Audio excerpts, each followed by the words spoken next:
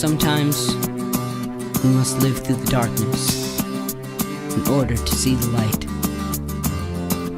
We must visualize. Hey everyone, so this week I'm going to talk about how when my Diamond Black fan anemia came back after a couple years of remission, I noticed something was wrong about the end of grade 9. I remember my last class was, I believe it was language arts or something like that, and I remember falling asleep during the middle of every class, and I'm not one to fall asleep during class on buses and random places. I can sleep at home, but nowhere really random. So during the last class of the day in grade 9, I was just falling asleep. Didn't think anything of it. During that summer, we ended up going to Utah to visit my Uncle Norm and his family, and we did quite a few different things that summer. I remember when we were driving down to Utah. It's about 12 hours from where I'm from. And I remember looking at my lips in the rearview mirror and going, why am I so pale? Maybe I need to start wearing lipstick, because I couldn't even see my lips. I thought maybe they were really chapped or something like that. Again, didn't think anything of it. While we were in Utah, I remember every time I went up the stairs at my uncle's house, I would just be wiped out, and I would have to sit for about half an hour just to get my breath back. We went to a water park, and I remember again, we were outside all day, and I probably only did the water slide once or twice just because it wiped me out every time I went up the stairs. And usually I burn or I get a little bit of a tan, but at the end of that day, being outside all day, I was still pretty much as white as a ghost. Didn't think anything of it. Went home or went back to my uncle's house, fell asleep, didn't do anything the rest of that day. My uncle had a great day. His name was Roxy, and took him, I can't remember, around the block. And Utah can be really hilly, and he lived near the mountains. And I remember I had to get that dog to pull me up the hill because I could not make it. Again, got back to the house, went and probably had a couple-hour nap because I was just exhausted.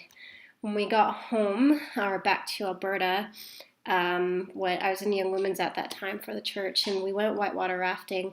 I took my friend, and we had a great time. I almost fell in, and if anyone's been whitewater rafting in Alberta, the water is cold. Even in the middle of summer, it is glacial water. And I remember just standing in front of a fire, and I couldn't get warm that night. It took me probably about 2 hours to eventually warm up, and again, thought nothing of it. A couple weeks later, I was sitting in Young Women's again, and my mom was the Young Women's teacher, and they asked me to read a scripture, and I remember looking down at my scriptures, and the words just blurred together, and I just couldn't read, and I was trying to read, and I looked, I said, I can't, and my mom got all mad. She said she thought I was being a stubborn teenager. I believe I was 14 at the time, she thought I was being a stubborn teenager, so she took me home and was all upset at me, and she's like, oh, I'll take you to the doctor the next day. So that Monday, we went to see the doctor, and I got a physical, and, got a blood test, all of that done. When we got home, my parents had to go out to go shopping, so they left me home alone. And as soon as they left, the phone rang, and it was our doctor, and he said, parents home were like, no, this was before cell phones, by the way, or before everyone had a cell phone. And he's like, okay, well, get your parents to call me as soon as I get home. So I was like, okay, that's a bit weird. And then he called me right back, and he's like, hey, when your parents get home, you need to meet me at the emergency. And I was like, uh-oh, something's wrong. So my parents came home. They weren't gone very long, thankfully. And I was like, Mom, Dr. Stewart just called. We need to go straight to the hospital. So we met him at the emergency room, and we found out my hemoglobin had dropped to 30. I told you in another video that normal for a woman is 120, and I'd gone down to 30, and probably very close to heart failure. And if you think hemoglobin 30, I was whitewater rafting, I was traveling, I was doing all of these things, and just thought I was just tired or out of shape or something like that. And so while in the hospital, they ended up taking 14 vials of blood, and we're sitting there looking, going, they're just going to drain me dry.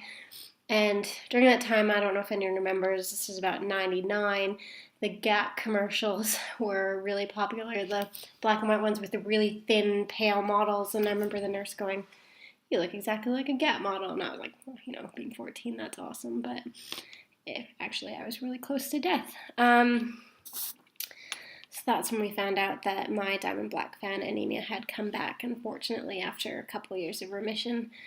And next week, because I'm going to try and keep these short, next week I'll talk about the year after it came back and what we decided to do now that I diamond black fan anemia again. So see you next week.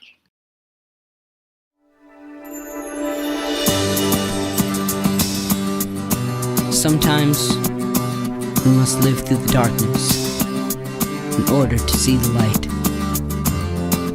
We must visualize.